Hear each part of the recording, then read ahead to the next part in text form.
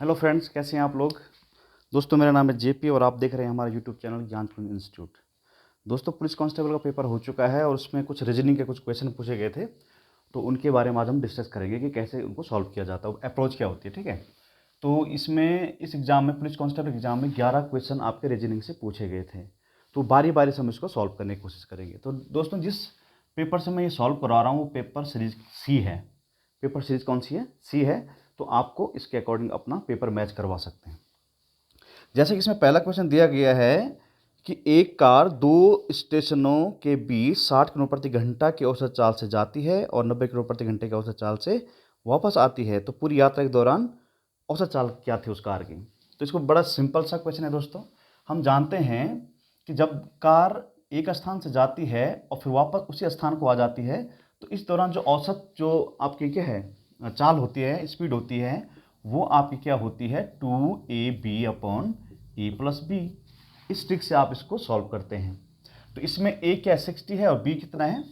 हाँ, तो 2 × 60 × 90 divide by 60 + 90। ठीक है, तो ये जो कुछ कैलकुलेशन है इनको आप हाइड कर सकते हो।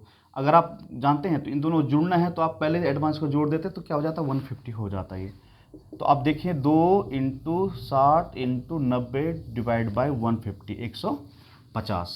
इसको हम काटेंगे, 0 से 0 कटेगी, 3 से काटेंगे, 3 दूना 6, 3 पंजे 15। ठीक है, तो 5 से इसको काटेंगे, 5 से कम 5, और कितना हो गया 4 बचा, 5 8 40। तो 18 चक्कू 4, 2 दूनी 4, 18 चक्कू 72, आप डायरेक्ट देख सकते हैं। तो 72 किलोमीटर पर आवर की जो स्पीड होगी वो क्या होगी, एवरेज स्पीड होगी उस कार की। ठीक है, तो इस तरह से इस प्रश्न को सॉल्व करना है। ठीक है, अगला क्वेश्चन नंबर 2 देखते हैं हम लोग। सेकंड क्वेश्चन क्या था? ये मैथ्स का क्वेश्चन है लेकिन ये रीजनिंग में भी इसको काउंट किया जा सकता है। अगला क्वेश्चन देखिए, बोलता है कि दी गई सूचना के आधार पर निर्णय कीजिए कि 5 दोस्तों ABCD और E में सबसे बड़ा कौन है। तो पहली जो कंडीशन दे रखी है साथियों हमारे पास, बोलता है D A और C से लंबा है। जो ये D है ये ग्रेटर है A एंड C से। पहली कंडीशन ये है। और दूसरी शर्त क्या कहता है? ये कहता है B जो है B E से छोटा है, मतलब E B से बड़ा है। पहली बात ये हो गई। लेकिन D से लंबा है, लेकिन ये जो B है ये लंबा है किससे? D से। ये शर्त हो रही है। अब क्योंकि ये 1 2 3 और ये 3 6 लोग हैं ये। अब इन 6 में से 2 लोग जो हैं A और C निश्चित रूप से किससे बड़े हैं? A एंड C से। इसका मतलब D से जो बड़ा होगा तभी निर्धारण हो पाएगा। तो D से बड़ा एक तो B है, एक तो क्या है E है। लेकिन बोला गया सबसे लंबा कौन है, तो सबसे लंबा कौन है आपका? E है। सबसे लंबा कौन है? E है। तो इसका आंसर जो हो जाएगा, आपका आंसर हो जाएगा डी ऑप्शन।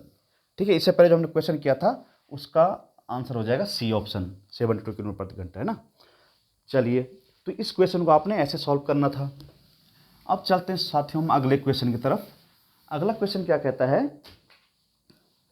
अगला क्वेश्चन कहता है कि जब समतल दर्पण में देखा गया तो एक घड़ी में 8:30 हो रहे थे। तो सही समय क्या है? 8:30 का समय हो रहा था।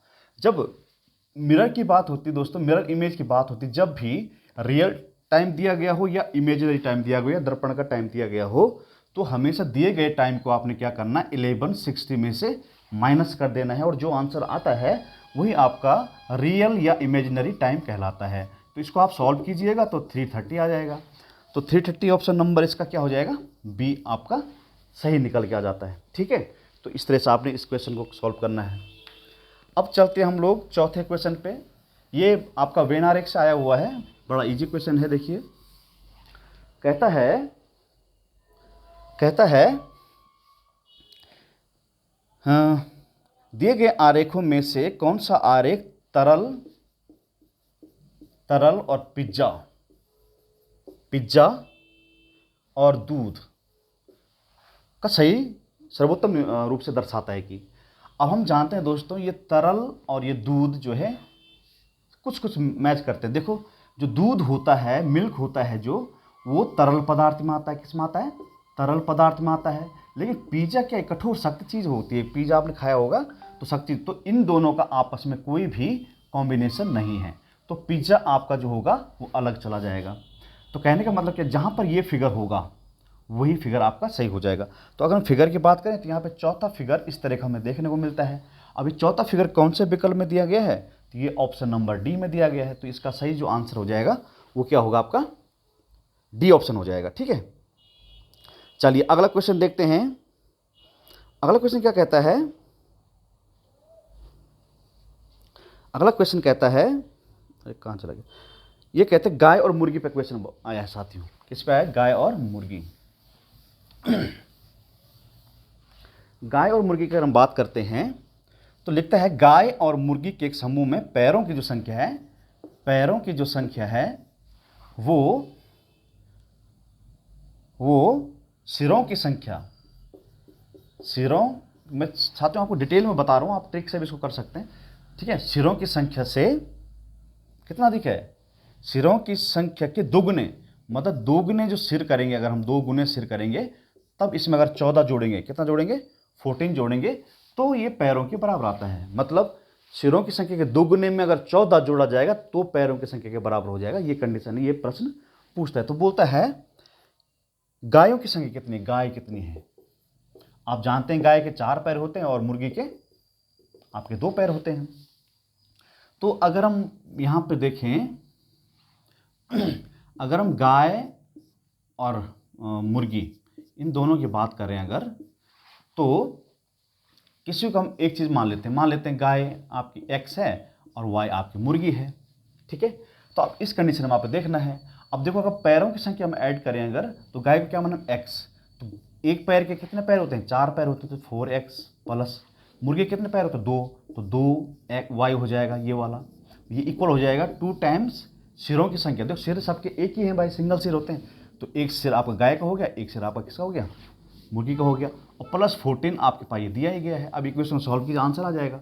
तो 4x equal plus 2y is equal to 2x प्लस y, 2y सॉरी प्लस 14। अगर आप देखेंगे y से y खत्म हो जाएगा, 2y से 2y, ये इधर आ जाएगा तो कितना बचेगा, 2x बचेगा। तो 2x इक्वल टू 14, तो x इक्वल हाउ मच, 7 आ जाएगा। कैसे आ जाएगा, 14/2 बराबर 7। तो ये क्या है, x हमने क्या माना, गाय, तो ये गाय हो जाएगा। तो 7 इसमें क्या है दोस्तों, गाय हैं। 7 क्या है इसमें, गाय है। चलिए बढ़ते हैं अगले क्वेश्चन की तरफ। अगला दोस्तों है आकृति पे आधारित प्रश्न। ठीक है, काउंटिंग फिगर। तो अगर आप यूट्यूब चैनल में सर्च करेंगे तो इसमें आपको साथियों प्लेलिस्ट में जाएंगे तो आपको आकृतियों की गिनती के जो ट्रिक होती है उनमें सब डाली हुई हैं। तो इस फिगर में हमने बताना है कि कितने ट्रायंगल्स हैं, त्रिभुज हैं।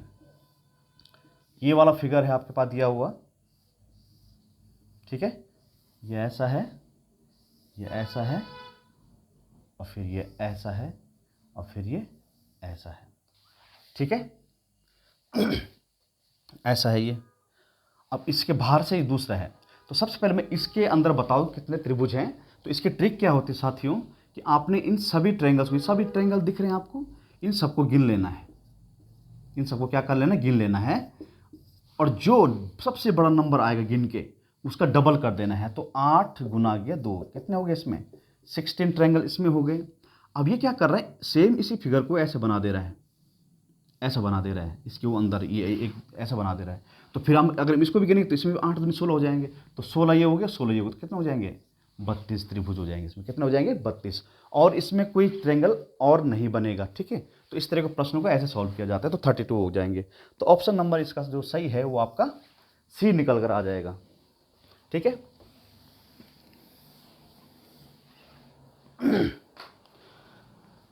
अगला क्वेश्चन दोस्तों दिशा से आया हुआ है, डायरेक्शन से, कि एक व्यक्ति दक्षिण दिशा में है, मुख किया हुआ है। तो मान लेते हैं साउथ डायरेक्शन ये है। ठीक है, अब क्या कहते हैं, वह वामावर्त 135 मुड़ता है। तो वामावर्त होता है दोस्तों घड़ी की विपरीत दिशा, और दक्षिणावर्त होता है घड़ी की डायरेक्शन में मूवमेंट करना। ठीक है, समझ रहे हैं आप लोग। तो वामावर्त मतलब इधर को जाता है, तो कितना जाता है, 135। 135 हम जानते हैं, 135 जो होता है वो 3 45 के बराबर होता है मान लेते हैं, क्योंकि यहाँ पे ये तो 90 डिग्री में आप मूवमेंट कर सकते हैं, या आप 45 डिग्री के उसमें मूवमेंट कर सकते हैं। ठीक है, तो हम इसको 45 में लिख, तो 45 90 हो गया, और ये यहाँ पर आ गया, तो ये हो गया आपका कितना 135 वामावर्त। अब ये क्या कहता है, वहाँ से यहाँ दक्षिणावर्त दिशा में 180 जाता है, तो 180 जाने का मतलब कितना है 180 का क्या मतलब है मेरे साथियों, कितने बार जाएगा ये 4 बार, 4 बार क्या जाएगा 45 डिग्री जाएगा, तो 1 2 3 3 45 यहाँ पे हो गए, ये चौथा 45 यहाँ हो जाएगा ये वाला, तो ये घूम के अगर यहाँ से आता है ऐसे, सॉरी ये ऐसे को आता है अगर यहाँ पे, तो ये हो जाएगा कितना आपका 180 डिग्री। अब ये कहता है कि अब ये कौन सी दिशा में देख रहा है, अब एरो के हिसाब से तो अब ऐसा लग रहा है जो ऊपर की तरफ देख रहा, नहीं, आपने हमेशा देखना है कि जिस डायरेक्शन में पहुंच चुका है वही डायरेक्शन उसकी हो जाती है। तो ये कौन सी दिशा है, दक्षिण और पश्चिम दिशा है। बड़ा इजी क्वेश्चन है, तो इसका ऑप्शन जो हो जाएगा आपका ऑप्शन नंबर डी इसका सही आ जाएगा। ठीक है, ये डायरेक्शन वाले का।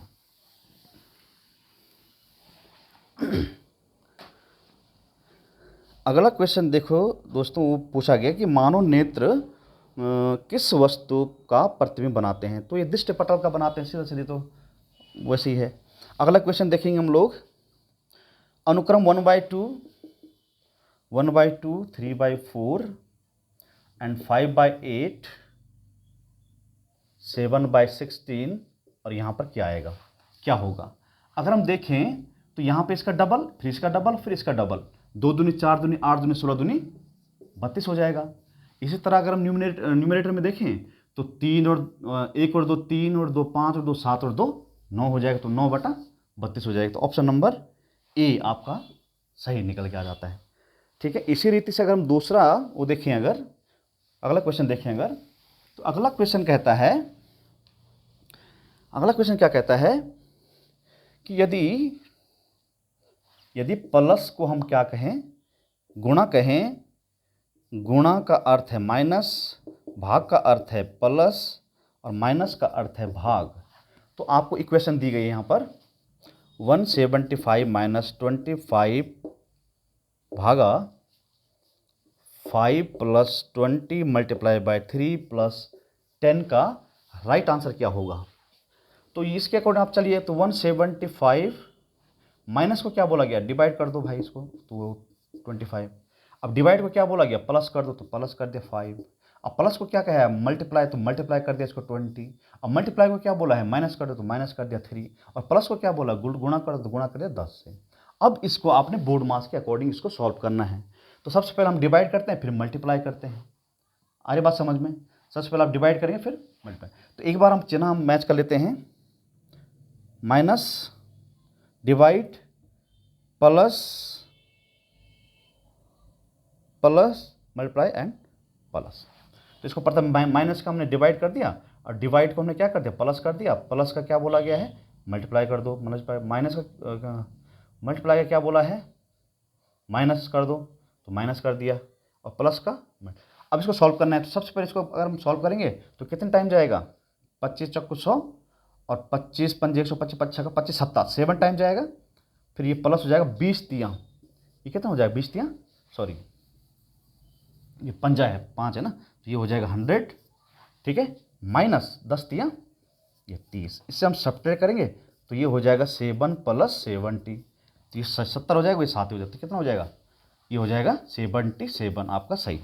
ठीक है, ऑप्शन नंबर आपका ए आपका इसके अकॉर्डिंग सही हो जाएगा। ठीक है, चलिए अगला क्वेश्चन देखिए आप, ये पुलिस कांस्टेबल 2022 का ये क्वेश्चन सॉल्व हम कर रहे हैं। अगला और अंतिम क्वेश्चन क्या है साथियों, ये एक फिगर दिया गया है यहाँ पर इस तरह का। ठीक है,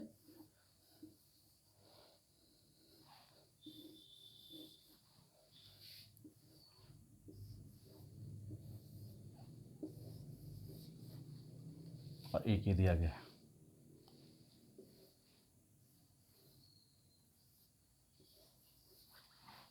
तो यहाँ पर लिखा गया है 3 22 4 2 एंड 5।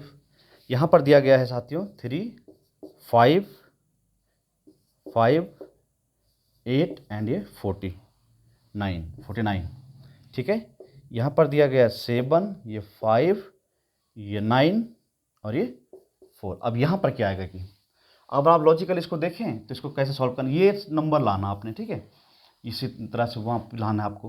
तो ये अगर हम देखें तो इसको अगर हम मल्टीप्लाई करें, इन दोनों को अगर हम मल्टीप्लाई कर दें तो 5 दूनी 10 हो जाएगा। ठीक इसी रीति से इन दोनों को मल्टीप्लाई करें तो 4 तियाँ ये 12 हो जाएगा, और 12 और 10 जोड़ेंगे तो कितना हो जाएगा, 22 हो जाएगा। 8 तियाँ 24 और 5 पंजे 25, इसको जोड़ेंगे तो कितना आ जाएगा, 49। ये सेंटर में रख दिया। ठीक इसी रीति से इन दोनों को मल्टीप्लाई करेंगे, इसको मल्टीप्लाई करेंगे तो 7 चौक 28 हो जाएगा।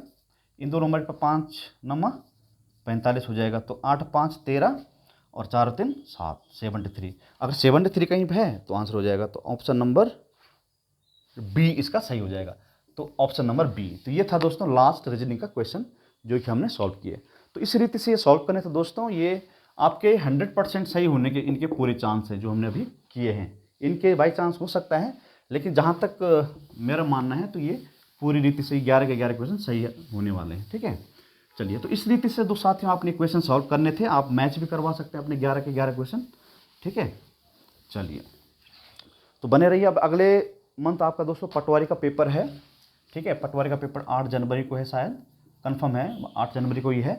तो आप अच्छे से तैयारी कीजिए। साथ में आप देखना, अगर हम इस पेपर का थोड़ा सा हल्का मोटा मोटा एनालाइज करें इसको, तो इसमें 40 आपके यूके से आए हुए हैं एंड 20 आप सभी जानते हैं ये हिंदी से हैं।